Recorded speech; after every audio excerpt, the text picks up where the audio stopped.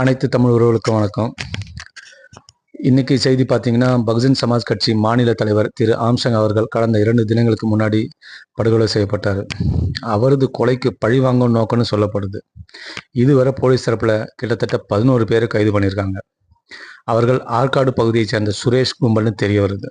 கடந்த ஆண்டு ஆற்காடு சுரேஷ் கொல்லப்பட்டார். இதற்கு பழிக்கு பழி வாங்கணும்னு ஆற்காடு சுரேஷ் பிறந்த நாளான ஜூலை 5ஆம் தேதி ஆம்ஸ்ட்ராங் அவர்களை வெட்டி கொலை செஞ்சுருக்காங்க. ஆம்ஸ்ட்ராங் எப்போதுமே பாதுகாப்போடு தான் இருப்பார்னு சொல்லப்படுது. அது மட்டும் இல்லாமல் அவரை சுற்றி எப்போதுமே ஒரு 50 பேர் இருப்பாங்கன்னு சொல்லப்படுது. கூடவே அவரோட பாதுகாப்புக்காக ஒரு கை துப்பாக்கியும் வச்சிட்ருக்காரு. அப்படி இருந்தும் எதிரிங்க அவரை பக்காவாக பிளான் பண்ணி வெட்டி கொலை செஞ்சுருக்காங்க. உணவு டெலிவரி ஊழியர்கள் போல வந்து கொலை செஞ்சுருக்காங்க. ஆம்ஸ்ட்ராங் புதிதாக வீடு கட்டுறாரு. கரெக்டாக அந்த இடத்துல வச்சு இந்த படுகொலையை அரங்கேற்றியிருக்காங்க. போலீஸில் கைதான ஆற்காடு சுரேஷின் தம்பி பாலு ஒப்புதல் வாக்குமூலம் அளிச்சிருக்காரு. அதில் சுரேஷின் கொலைக்கு பழிவாங்கலாகவும் தான் கொல்லப்பட்டு விடக்கூடாது என்பதற்காகவும் இந்த கொலையை செஞ்சிருக்கேன்னு சொல்லியிருக்காரு. ஆம்ஸ்ட்ராங் அவர்களின் கொலைக்கு பல்வேறு அரசியல் கட்சி தலைவர்கள், திரைத்துறை சார்ந்தவர்கள் தங்களது கண்டனத்தையும் இரங்கலையும் தெரிவிச்சிட்டு இருக்காங்க. பல்வேறு அரசியல் கட்சியை சார்ந்தவர்களும் அவரது உடலுக்கு அஞ்சலி செலுத்திட்டு இருக்காங்க. அவரது உடல் பார்த்தீங்கன்னா பெரம்பூரில் இருக்கிற ஒரு பள்ளியில் பொதுமக்கள் அஞ்சலி செலுத்த வச்சிருக்காங்க.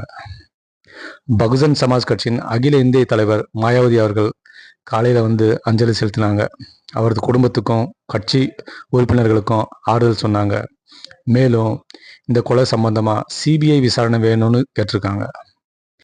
இதற்கிடையே ஆம்ஸ்ட்ராங் உடலை பெரம்பூரில் இருக்கிற கட்சி அலுவலகத்தில் அடக்கம் செய்யணும்னு அவரது மனைவி தரப்பில் சென்னை உயர்நீதிமன்றத்தில் ஒரு அவசர வழக்காக போட்டிருந்தாங்க. ஆம்ஸ்ட்ராங் உடலை அடக்கம் செய்ய அரசு தரப்பில் 200 சதுர அடி கொடுப்பதாக சொல்லியிருக்காங்க. வேறு இடத்துல 7000 சதுர அடி அடையாளம் கண்டிருப்பதா மனுதாரர் தரப்பில் சொல்லியிருக்காங்க. அந்த இடம் வேணும்னு அவரது மனைவி தரப்பில் கோரிக்கையும் வச்சுருக்காங்க. ஆனால் குடியிருப்பு பகுதி என்பதால் அரசு அந்த இடம் கொடுக்க முடியாதுன்னு சொல்லியிருக்காங்க. விசாரணை தொடர்ந்து நடைபெற்று கொண்டிருக்கு. மேலும் நீதிபதி என்ன சொல்லியிருக்காங்கன்னா, விரைவாக முடிவெடுக்கும்படியும் நாளை பள்ளி தொடங்கும் என்றும் சொல்லியிருக்காங்க.